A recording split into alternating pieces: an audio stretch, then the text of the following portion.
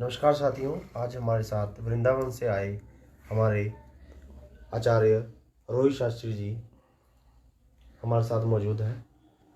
तो शास्त्री जी, मैं आपसे पूछना चाहता हूँ कि आप वृंदावन गए, वहाँ पे आपने भागवत का ज्ञान और सार सीखा, उसके बारे में हमें अपनी जानकारी दें।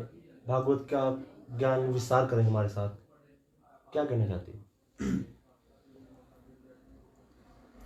देखो जी, पहले तो जो भागवत है, भागवत का जो वास्तविक अर्थ है भागवत चार शब्द हैं। भागवत, भ से भाव, ग से ज्ञान, व से वैराग्य और त से त्याग। जब आपके अंदर भाव और ग से ज्ञान, व से वैराग्य और त से त्याग, इन चीजों की जब उत्पत्ति होनी शुरू हो जाती है ना, आप इनको पहचानोगे, तब आपको भागवत का वास्तविक अर्थ पता होने लग जाएगा। क्योंकि भागवत बहुत व्यक्ति करते हैं, पढ़ते हैं। अब हमारे वृंदावन में अनेकों छात्र आते हैं, विद्यार्थी आते हैं, पढ़ के चले जाते हैं, परंतु प्रत्येक व्यक्ति और सभी छात्र अच्छे प्रवक्ता नहीं बन पाते। क्योंकि जो आप पढ़ते हो, अध्ययन करते हो, जब तक आप उसको अपने जीवन में नहीं उतारोगे, तब तक आप पर ठाकुर जी की कृपा नहीं होगी। अब जैसे कि शास्त्री, शास्त्री का अर्थ है जिसको शास्त्रों का ज्ञान हो, और आचार्य जिसको शास्त्री का ज्ञान हो पर उस पर आचरण भी करे। उसी प्रकार भागवत, आपको मैंने पहले भी बताया, भ से भाव, ग से ज्ञान, व से वैराग्य और त से त्याग। जब आप में भाव होगा, उसके बाद व से वैराग्य की प्राप्ति होगी। भाव होगा, फिर ज्ञान, जब ज्ञान हो जाएगा तो वैराग्य उत्पन्न हो जाएगा। जब वैराग्य का उस समय उसका त्याग कर दोगे ना, तब आपको भागवत की अनुभूति होने लग जाएगी।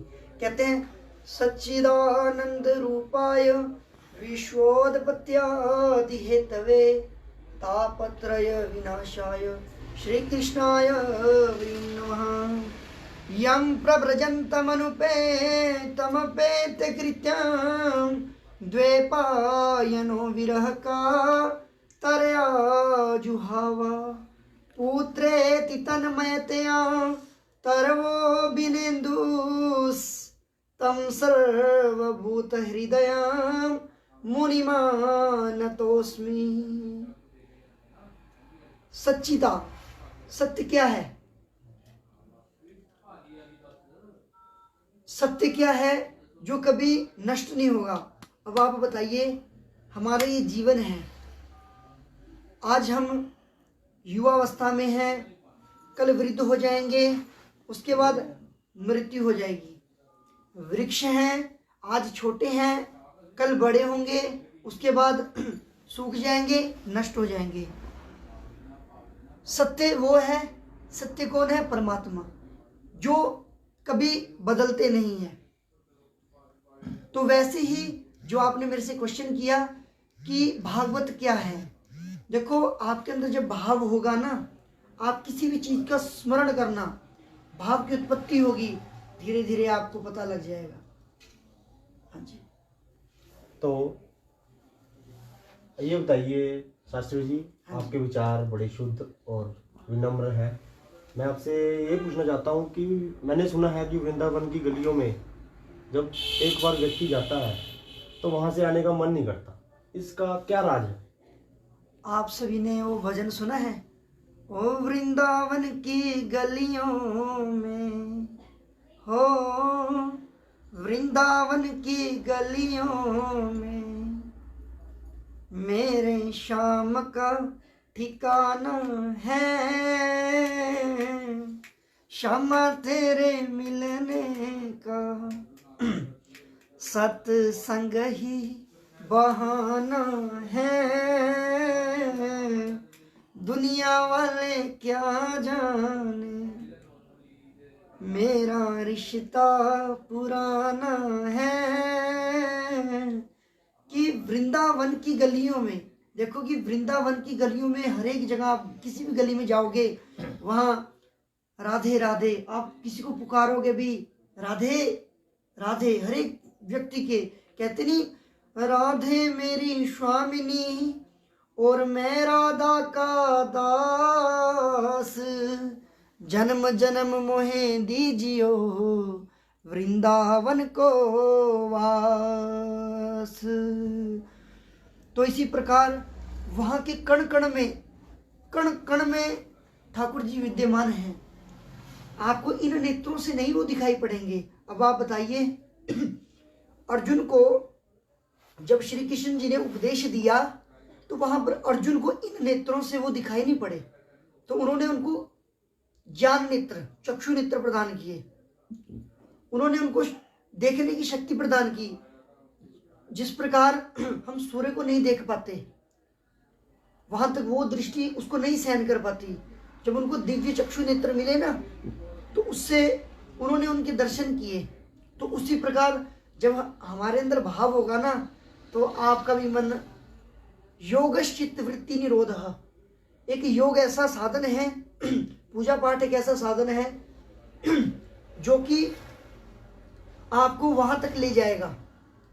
आप किसी और वस्तु में जाइए, मैं जरूरी नहीं है कि आप लोग वृंदावन जाएंगे और वहां आपके अंदर ये विचारधारा आ जाएगी। लोग कहते हैं जैसी संगत वैसी रंगत, ये बात है, परंतु जब तक व्यक्ति के अंदर जो उसके कुविचार हैं उनका क्षय नहीं होता ना, तब तक वो वहां तक नहीं पहुंच पाता। अनेकों व्यक्ति जाते हैं वृंदावन में, घूम फिर करके वापस आ जाते हैं।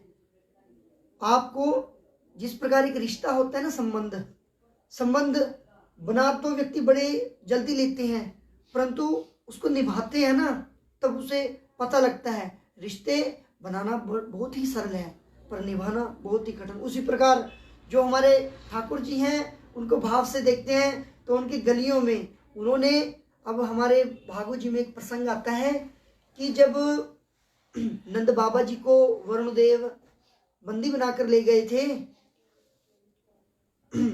तो वहां पर, आपको मैं शॉर्टकट में ही बता रहा हूं, तो वहां पर छुड़ाने के लिए उनको वरुण लोक से कृष्ण जी गए थे। जब वहां से वो आए तो नंद बाबा जी ने देखा और सभी जब उनसे पूछा, कन्हैया से पूछा कि तुम्हारे बाबा कहाँ थे, तब सभी ने तो नंद बाबा जी ने कहा तुम जानते हो कि मेरा कान्हा भगवान है। सभी वहां पर बोलने लगे कि क्यों रे कान्हा, तू भगवान है। तब वहां पर श्री कृष्ण जी कहते हैं कि नहीं मैं कोई भगवान नहीं हूं, मेरे बाबा तो ऐसे ही बोल रहे हैं। तो वहां ब्रिजवासियों ने कहा कि तुम्हारे बाबा झूठ नहीं बोलते। तो सभी ने वहां पर जिद की थी कि कान्हा तुम भगवान हो और तुम हमें अपने वैकुंठ धाम के दर्शन करवाओ। तो भगवान ने उस समय उनको वहां वैकुंठ धाम के दर्शन करवाए थे। और वहां पर जब वो घूम के आए थे ना तो उनको वहां पर श्री कृष्ण जी के दर्शन नहीं हो पाए, दूर से दर्शन हुए पर उनके पास नहीं जा पाए, क्योंकि वहां के द्वारपालों ने उन्हें रोक लिया कि ये तुम्हारा वृंदावन नहीं है, यहाँ पर नियम है, ये तुम्हारा वृंदावन नहीं है। तो वहां से जब वो वापस लौट के आए तो कृष्ण जी ने पूछा कि बताओ मेरा वैकुंठ धाम कैसा था। तब सभी ने कहा कि कान्हा तुम्हारे बिना तो वैकुंठ धाम भी सूना है। इसलिए तो उन्होंने बोला कि तुम सौगंध खाओ कि तुम हमें कभी छोड़कर नहीं जाओगे। तो वहां श्री कृष्ण जी ने कहा था कि मैं मैया यशोदा की सौगंध और नंद बाबा की सौगंध कि मैं इस वृज भूमि को कभी छोड़कर नहीं जाऊंगा। और उसी के कारण आज भी उनके कण कण में, हर एक गलियों में उनकी गूंजती रहती है। बाकी वो हमारे मन है कि हम उनको किस भाव से अपने अंदर समाते हैं या उनकी अनुभूति करते हैं। हाँ जी आचार्य जी, ये बताइए